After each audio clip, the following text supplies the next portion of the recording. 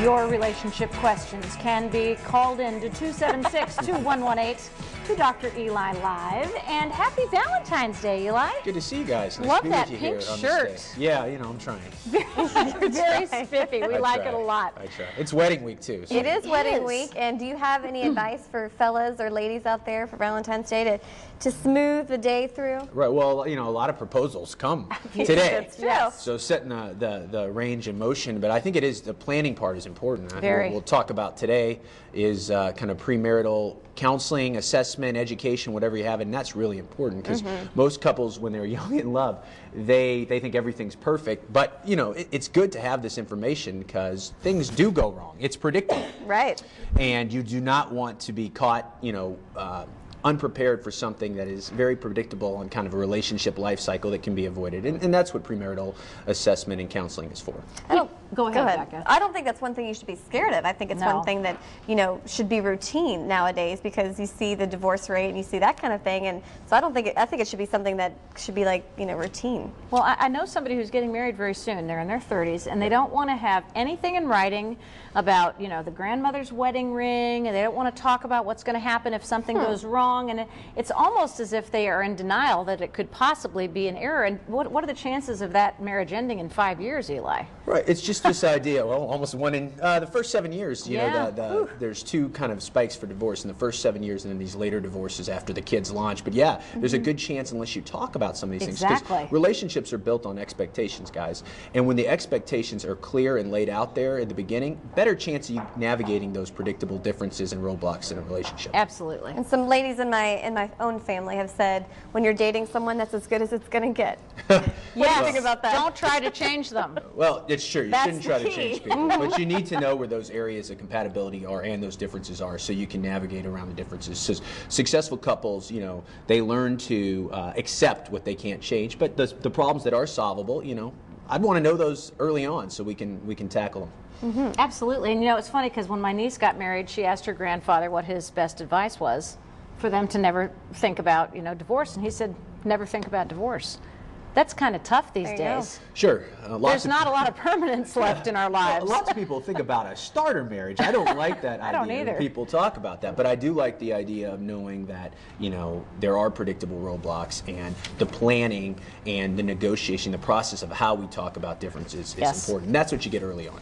And that's the premarital counseling aspect of your work. Right. Lots of people come in, they say, you know, Dr. Eli, I'm thinking about doing this, or my fiance really wants me to get this premarital work, but I'm not so sure. Do I need it? Yes. And I would say the number one benefits are you get a series of couple skills, how to deal with predictable problems, as we've been saying, number one. And number two, makes those expectations clear. So whether your church requires it or whether not, there are a lot of benefits. And the topics that are generally covered, people want to know, are all things around what type of practical day-to-day life will we have, things around money, finances, who's going to do the housework. Yes, religion. Or not religion. Religion, exactly. Those things are covered. What is also covered is intimacy and sexuality, a huge part of a relationship. Even if you say sex is not the most important thing to you, most couples would say, especially couples that are young, it is definitely important. So how to navigate those differences. And also the family that you grew up in, guys, your family of origin. Yes. Where you come from is so important because if you have a blueprint for a relationship and it's not the same blueprint as your partner, again, there's predictable differences there. So whenever somebody comes in, you want to know how they grew up and what is their model for a relationship. We only know two relationships, that of the one we're in and that the one we based on our parents. And still taking your phone calls, 276-2118. A lot of those bullet points, one word comes to mind, compromise. And one thing I ripped out of the paper yesterday, it's a quote from Jay Leno, and it's about He's been marriage. married a long time. He has been married, and it says, if my wife is passionate about something, she can have it. She loves cats, and I'm allergic. We've had cats for 30 years, so you sneeze once in a while. Right. It's a small price to pay. Right. Lots of people will tell you, you know what, I get happiness when my partner's happy. So these things that, even though that doesn't float my boat, if it's no big deal for me to deal with, you know, I don't call it a compromise. I don't call it giving in. When I'm happy, my partner's happy, and vice versa. So they'll do these things. Absolutely. And you've got two beautiful kids to show for it, right? Oh yeah. I've been married. Yeah, I've been married for, been with my wife for about 10 years, married for about 7. But you know, you go through a lot of these things, and that's another questions often covered in premarital counseling. This idea of not only do we have kids, when and how many. Yes. Because you know, you can get off track if you decide, oh well, you know, we can wait a couple years, and your partner, depending on their age, especially if they're female, you know, they want to start right away. Tick tock, tick tock, tick tock Exactly. goes the clock. Exactly. So that's Very something important. you want to know. Also, this idea, oh no, I'm okay with having one kid, but just the number. Oh no, I want a big family. I come from a big family. And also that goes along with that, that you have to talk about nowadays is if we cannot have children naturally, Yes. will we consider adoption, or Right. will we go to assisted reproductive technology, Yeah. which can be very costly, especially in most insurances still in Kentucky do not cover that. Will we do that? These are important Absolutely. things that couples necessarily when they're young in love, they don't want to talk about at the beginning, but you really need to put all of these things on the table. Another thing very common is aging parents. How much, you know, if we're young now, how much will we do for our family? Will as they live with age? us? Right? Big question. Well, they not. Right. Will we have enough to finance them if they Exactly. need help? Well, we have a whole another segment, thank heaven, because we have a lot more to cover with Dr. Eli. The number is 276-2118. If you have any questions, relationship issues that you'd like Dr. Eli to address live on the air, please give us a call, 276-2118. Can you hang around for another section? Sure. We'd love that. We're love going to keep talking. All right, and I want you to answer a question if we should really be celebrating Valentine's Day or if it should be love all year round. But All right. you'll have to stay tuned. After the break, you'll answer that. We'll be right back with more Louisville Live this morning. And we're back. Becca and I are stuffing our faces with Teresa White's delicious chocolate no-bake cookies. Eli, feel free to grab one They look good. if you'd like. They're a Valentine's Day gift. There's Valentine's Day love, all in the air today. But Yes. do you think this? What do you think about the day, Valentine's Day? Do Well, you I think it's a great day, but obviously it's a commercial day, and hopefully It's a Hallmark day. Yeah, it's a Hallmark day. Hopefully you're doing these things all year round that commemorate your love for your significant other or your family members. But it's a nice day. I'm going to go home and spend it with my wife and kids. I think it's a good Wonderful. reminder. yeah, it is. It is. Wonderful. And you know, when you talk about Valentine's Day, you think of the fact, as Becca said, that every day, as the song goes, each day is Valentine's Day. Got to make it that way to make a long distance or a long-term relationship work. For those who are fighting with long-distance relationships, what are some of the keys Yeah. to success? Yeah. Because it's very hard to be physically separated, especially on these Hallmark days. Yes. It is, and we've had questions like this before. Number one thing, you have to have an end date in sight. You mentally can get through anything if you know when it's going to end, I think. So I think Yes.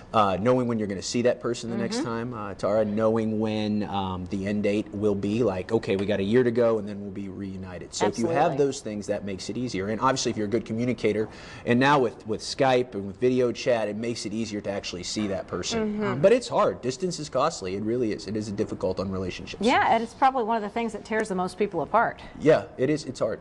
I think one thing from my personal experience, long distance, I think if you have to call that person and you have to be on that phone with, on the phone with that person, and it just you're just kind of sitting there, there's not really a lot to talk about, that's where the drain comes from and the strain, I think. Yeah, Absolutely. Because some people, even though they're really matched for each other, they like to go out and do things, and they have a connection through their shared activities. And sometimes when you're just talking, even though communication is essential, as we said, you miss that shared activity and that actually doing something, creating something together. It's hard. Right.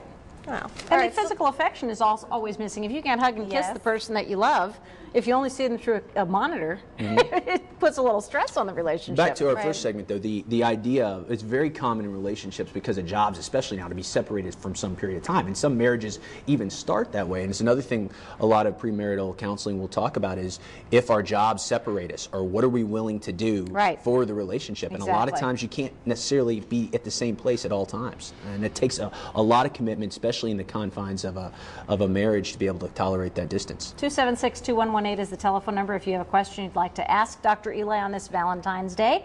We also take emails, which is great. So if you want to send in an email anytime during the week, we'll cache it for you and show it to you on the show. And Dr. Eli, there's one here from a 47-year-old woman Okay. who's never been in a relationship, live-in or married. Okay. And it says sometimes people, relative strangers, are asking why I'm single, and I'm really sick of it. Do you have any suggestions or observations you could offer me? Thank you, says Beverly. All right. It's okay to be single. Beverly, I mean, now on this Valentine's Day, I think this is a nice alternative to what we said, this pressure to be in a relationship. Beverly, it sounds like you're cool with not being in a relationship right now. And people, we're all on a continuum interpersonal need. We all need people, important things in our life, but we don't necessarily need that in the form of committed relationship. So if you're okay with it and you've lived your life that way and you have a good support network of family or friends, it doesn't matter what those other people think. And I think that's what we said. Lots of people feel this pressure. Oh, I'm a certain age. age. I need to be in a relationship. I need to get married. But that's how a lot of it, we were talking about divorce in the last segment, that's how a lot of divorces happen. Sliding into something versus deciding to do it for the right reasons. So, you know, I don't think there's that big of pressure. And if you have this network around you, that's the most important thing. Now, there are other people out there this time of year that are feeling very depressed because they desperately want they want that significant other in their life and they don't have it. That sounds different than where you're at, Beverly. So I would just say keep on doing what you're doing and don't let those people get you down. I think some people refer to today as National Singles Awareness Day, I think. So your opinion, I love doctor, if you will, where are the best places to go to meet people? You got to meet people and doing things you like to do. Yes. I mean, that's the thing. The worst thing is if you've outgrown the bar scene or you were never into that, don't look there. I mean, Who wants to go back? Don't do that. So, I mean, it sounds simple, but if you have a certain activity, a book club, your gym, some type of particular physical exercise or activity, you like, go where you like meeting people. Lots of people meet people too if they have a religious affiliation for their church or whatever, or if there's some type of small group like that. And personal introductions, guys, are still the best way to meet people. Someone that you know knows you well and thinks you would click with this other person. Dog parks also work extremely well. I know People a that lot love of pets. love that has been found in dog parks. People that love pets, a commonality, because you don't want to be with someone, if you're a dog person and I'm a dog person, you don't want to find someone that might like you but not your pet. Exactly, because your pet and you go together. You know, that's the deal. Okay, I have a question. Sure. Ask away. Best pickup line. Oh, Go. I don't. He's out of practice. I'm out of practice. I haven't That's done that in cool. about 10 We need to years. ask Julian that question. Yeah. Our Julian single out here. man on I the think floor. I heard, I don't remember who it was, but it was a famous star, and they said, "What's your name?" Best pickup line. I like that. Ashton Kutcher, actually. For me, I mean, it's all about being real and authentic. And I think lots of people feel the pressure to sell a certain image or whatever. But I think the sexiest thing and the confident thing, if somebody knows who they are, and you can figure that out within the first 5 minutes, and you project that honesty and that authenticity and that kind of passion for who you are. I mean, that's the most important thing. You don't need any lines. Here's my favorite pickup line in my neighborhood. There's a guy who lives in my neighborhood named Ward, and he's tall and handsome, and he has a little black dog that weighs about 3 pounds. His name is Buddy. Seeing the two of them walk down the street together is the most precious thing. So his pickup line would be, "Hey, have you met my dog Buddy?" Every woman's going to go, "Oh, Buddy, so cute." I mean, it's awesome. That's cute. Just be honest. Yeah, pets. That's right. Be honest. Own what you have. Be proud of who you are. Know who you are. That's a lot of things. People that don't know who they are, they wonder why they keep getting into these same patterns over and over in this failed relationship after failed relationship. It's because they don't know who they are. Absolutely. That's Well, right. Dr. Eli knows who he is, and he can help you with your relationship questions. Licensed marriage and family therapist from the U of L Kent School of Social Work. His number and address are on the screen, EliKaram.com. Happy Valentine's Day from Dr. Eli. All right. Dr. See you guys Eli. later.